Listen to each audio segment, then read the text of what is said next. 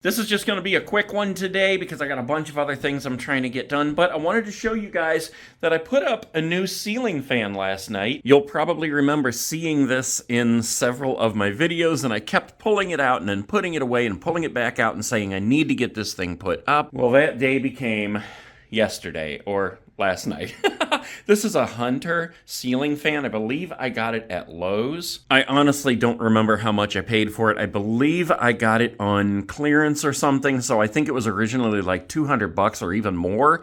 I probably got it for at least 50% off. I'm gonna have to find a little footage with the old fan so you guys can see a comparison.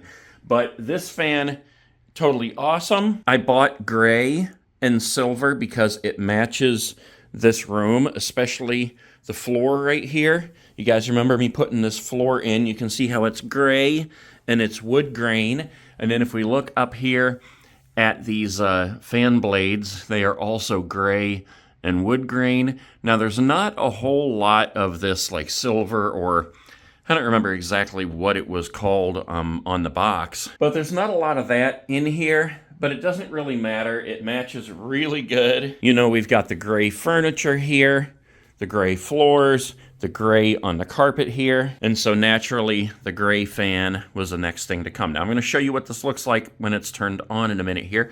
You can see the Hunter logo up there. And I point that out because someone was asking me in comments the other day if a Hunter fan is any good, a Hunter ceiling fan. And I'll tell you what, it was a bear to put together, but it is definitely an awesome fan. Now, I'm also going to point it out right now because you're probably cringing over it. That circle up there. The old fan, the base of it took up that whole circle up there. That's why it's so discolored. So yeah, I definitely need to paint that and make it blend in. But that really shouldn't be that big of a deal. All I got to do is like tape off the base of that, paint it white, maybe put a little bit of gray in there, so that, you know, I don't end up having to paint the entire ceiling, because once I paint that white up there, that's going to stick out like a sore thumb. So I just need to make it look a little dirty so that it blends into that. And maybe once I paint over that, the old worn color showing through will actually make it blend in better. I don't know, we'll have to find out. But anyway, the reason we wanted this fan as opposed to the other one, not only is it new and crisp and clean and looks nice and it's gray and it matches the floor, but we wanted some lights up here. This room gets really, really dark. The only lights we have in here in the evening are our end table lights, one over there, and then we've got another one over here, and we turn all three of those on and the TV, and we set up our game table over here, and we're playing games on it in the evening. And it's just really dark, so we've really needed to have that light up above us. Now, when I installed this thing, it's really strange because even though we have a 3-switch panel here, I don't get it. This switch right here, we have written leave on, because this is what powers my whole entertainment system downstairs. The 85-inch TV, the Blu-ray player, the refrigerator, the fireplace, everything is on this switch right here in the basement. It makes no sense. The fan is on this one, and this one you would think would control the light or the fan. You would think that these two right here would go to that ceiling fan, but they don't. This one has to be up, as well as this one, in order for the motion detecting lights out here to work at night. I don't get it.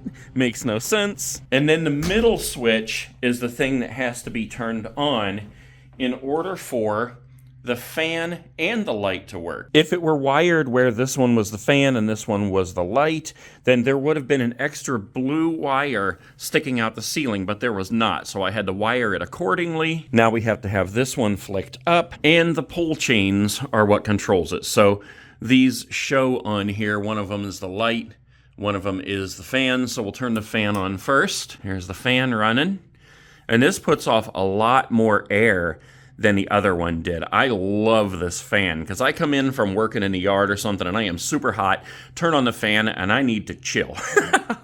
So this one here controls the lights, and they are super bright. I mean, that's going to be perfect for when we're sitting in here playing games at our card table, watching a movie at night. The only thing I don't like about these lights is that The globes over them are crystal clear.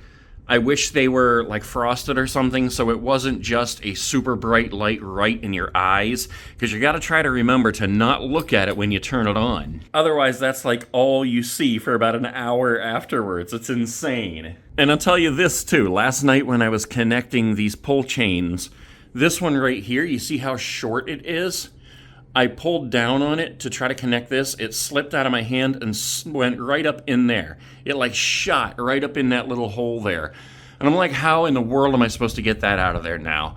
But I figured out you can unscrew this. So I was able to unscrew it, get that chain back through there, and get it hooked up. And yeah, this thing was a bear to put together. I mean, it was in a billion pieces. I had to get the other one down first. And the guy who used to live here, man, he did some weird stuff. He had about 16 screws in the other one holding it in the ceiling. This probably took a good 2 hours to put together at least. I was going to film the process, but since I was working with electricity, I just wanted my focus to be on that. But yeah, it was late last night. It was way too late to be beginning a project. I was driving Marion crazy. I was getting so mad at this thing.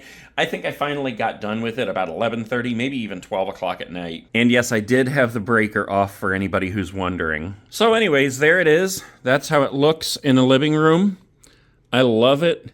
Marion loves it. And I am really glad that it's finally done. Because I probably bought that thing about 2 weeks after we moved into this house. And it's been sitting there the whole time.